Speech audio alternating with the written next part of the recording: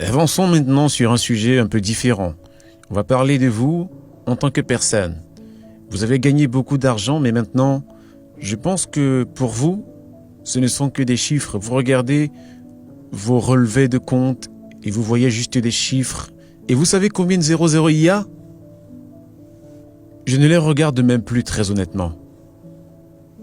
Et quand vous avez fait du coup votre premier ou 5 premiers millions, qu'est-ce que vous avez fait? C'était quoi le business? Donne toutes les astuces. Vous savez, quand vous commencez votre business, votre objectif, c'est de gagner votre premier million. Et lorsque vous l'avez fait, vous vous dites, ok, j'ai gagné mon premier million. Maintenant, qu'est-ce qui se passe? Et donc, après quelques années, je me suis rendu compte que j'avais, entre 12 ou 13 milliards de dollars. Je me suis dit, tous ces chiffres ne sont que des chiffres écrits.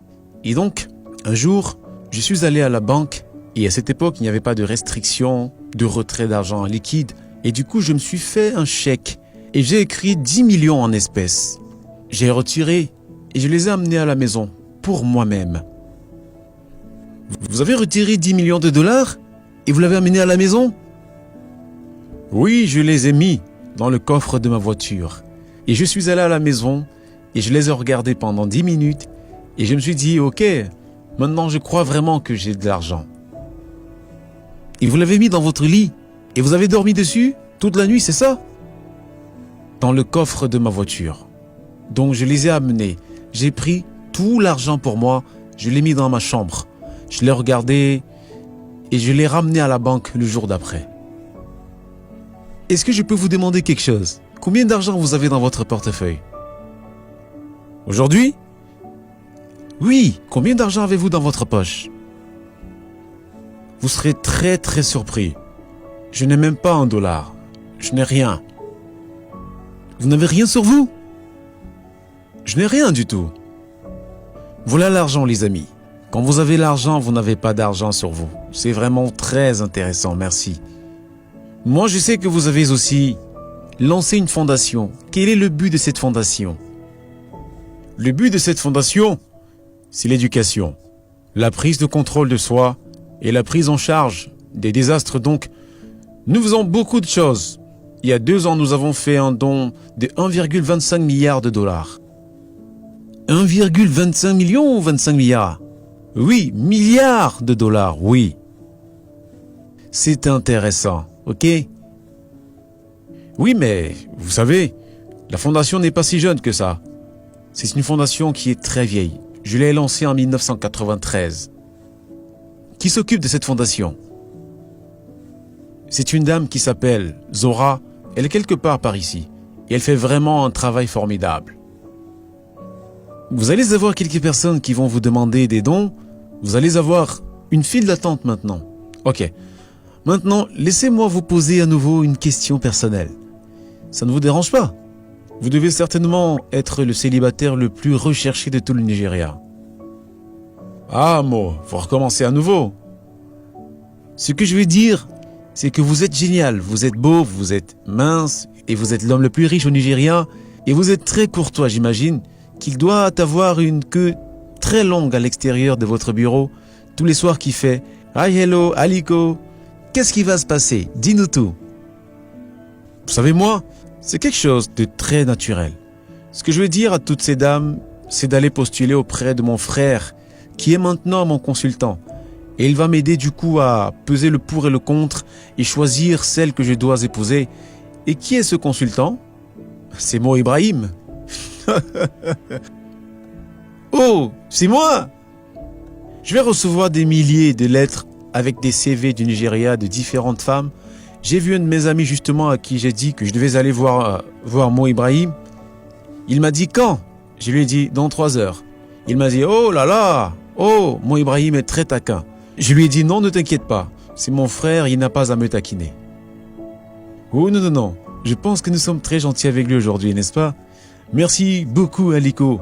Applaudissez-le s'il vous plaît. Il ne nous reste pas beaucoup de temps, nous allons autoriser 2 questions. Je vais autoriser 2 questions car nous n'avons plus beaucoup de temps. Mais j'ai vraiment besoin de questions intéressantes et sérieuses. Pas de candidature pour le mariage ou quelque chose comme ça. Un intervenant. Bonsoir notre cher Mo Ibrahim et Baba Aliko Dangote. Mon nom est Villani Moulani. Je suis entrepreneur sud-africain de Cape Town et mon domaine est la technologie et le transport. Je crois qu'Aliko a commencé son business à 21 ans. Si jamais vous étiez un entrepreneur de 21 ans aujourd'hui, quels seraient les 3 secteurs sur lesquels vous vous concentriez et quels seraient les 3 facteurs en lesquels vous croiriez pour réussir? Merci beaucoup. Alors, je crois que les meilleurs secteurs sur lesquels il faut se concentrer sont les technologies de l'information et de la communication. L'éthique ou l'agriculture, comme nous venons de le dire, ce sont les 2 secteurs dans lesquels je me concentrerai. Ce sont les 2 secteurs prometteurs sur lesquels tu dois te concentrer. Mais vous voyez également beaucoup de gens, surtout les plus jeunes, il y a certains problèmes sur lesquels nous devons nous concentrer, car l'un des plus gros problèmes que nous rencontrons en tant qu'Africains, c'est que nous dépensons nos revenus à venir une fois qu'on commence à faire du business, que le business commence à fonctionner. Au lieu de réinvestir dans le business, on commence à dépenser de l'argent en pensant que le profit va continuer à venir. Il y a des hauts et des bas dans le business, donc tu dois rester très concentré sur ce que tu fais. Comment tu le fais? Donc tu n'es pas censé acheter une Porsche ou quelque chose comme ça. Non, surtout pas. Ce sont des choses de luxe qui en plus de ça prennent ton temps et qui feront que tu ne seras pas concentré sur ton business. Ce que je veux dire, c'est que moi, je n'ai aucune maison de vacances nulle part. Non, je n'ai pas de maison nulle part, à part chez moi. Mais je connais des gens qui travaillent pour moi, qui ont des maisons à Londres, mais moi je n'en ai pas. Une question de plus? C'était une très bonne question. Essayez de m'avoir une question encore meilleure que celle-ci. Intervenant. Bonjour, mon nom est Niki Aiko. Je viens du Soudan du Sud et je travaille en Belgique. Et j'ai une question à propos de la zone de libre-échange continentale dont nous avons parlé. De ce que j'ai compris, certains pays ont eu du mal à ratifier cet accord parce qu'ils étaient inquiets par rapport au secteur privé. Et en tant que membre clé du secteur privé, j'aimerais savoir, est-ce que vous êtes inquiet à propos des impacts de la zone de libre-échange sur l'industrie au Nigeria? Et deuxièmement, est-ce que vous pensez que l'aspect protecteur dans l'industrie va être challengeant pour vous ou est-ce que ce sera une bonne raison, par exemple, d'autoriser le Bénin à ne pas accepter vos produits dans leur région? Oui, vous avez raison. Le problème, c'est que si jamais nous l'implémentons de manière plus large, c'est très bien. Par exemple, l'Afrique du Sud demande qu'on produise 80% du produit localement. Donc, j'aimerais que vous montriez 20 produits dans toute l'Afrique où nous produisons avec 80% de contenu local. Le plus grand problème que nous avons, c'est un problème structurel en termes d'industrie, surtout en Afrique. La majorité des usines que nous avons en Afrique sont juste des assemblées et n'utilisent pas réellement des matériaux locaux. C'est comme nous par exemple, si vous regardez bien, avant nous importions et maintenant nous produisons pratiquement toutes les pièces au Nigeria à l'exception de ceux que nous n'avons pas en quantité suffisante. Par exemple, il y a des matériaux qui sont seulement de 3% que nous ne fabriquons pas. Mais ce n'est vraiment rien et ça ne coûte pas cher donc. Est-ce que vous pensez que 80% c'est une part qui est élevée? Ce que je pense, Mo, c'est que nous avons réellement protégé notre région. Je suis désolé de dire ça, mais beaucoup de gens qui bossent pour cet agrément, ils essaient juste d'affaiblir encore les pays les plus faibles pour y aller pousser leurs propres produits en Afrique. Même si c'est 70%, nous pourrons commencer à 80%. Si l'Afrique du Sud dit ça doit être 80%, je pense que c'est trop élevé. Nous pouvons aller jusqu'à 70%. Le plus grand challenge sera l'implémentation parce qu'aujourd'hui, si jamais la République du Bénin ne m'autorise pas d'amener du ciment à 28 km, comment est-ce qu'une personne qui est en Côte d'Ivoire pourra envoyer ses biens au Nigeria par la route alors que c'est seulement 100 km? Mais cela va être très difficile car il va avoir des problèmes avec la République du Bénin qui va l'autoriser à rentrer. Ok, je pense que nous devrions poser cette question à nos amis en Côte d'Ivoire. Ici peut-être, poser la question au président, vous allez le voir dans une heure.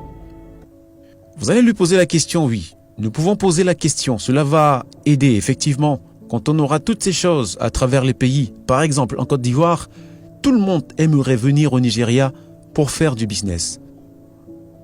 Pour résumer le message ici, c'est juste de dire, s'il vous plaît, nos leaders politiques, signez plein d'accords à propos de libre-échange, s'il vous plaît, mettez-les en pratique, implémentez ce que vous avez signé. Regardez Mo, par exemple, vous m'invitez tous les soirs pour le dîner. Nous faisons tous les deux du business, mais nous n'avons jamais fait de business ensemble. C'est seulement un problème de temps. Avant qu'on se dise que je perdais mon temps et que je perds notre temps. Donc, pour les pays, car pouvoir renforcer ces relations, nous devons avoir des relations économiques. L'intégration économique est nécessaire. Nous ne devrions jamais nous plaindre que nous avons trop de jeunes. Nous devrions faire très attention, car ici en Afrique, la bombe à retardement que nous avons est cette jeunesse qui n'a pas travaillé. Avec cette conclusion, je dois arrêter ici notre dialogue qui est très intéressant, car nous n'avons plus de temps.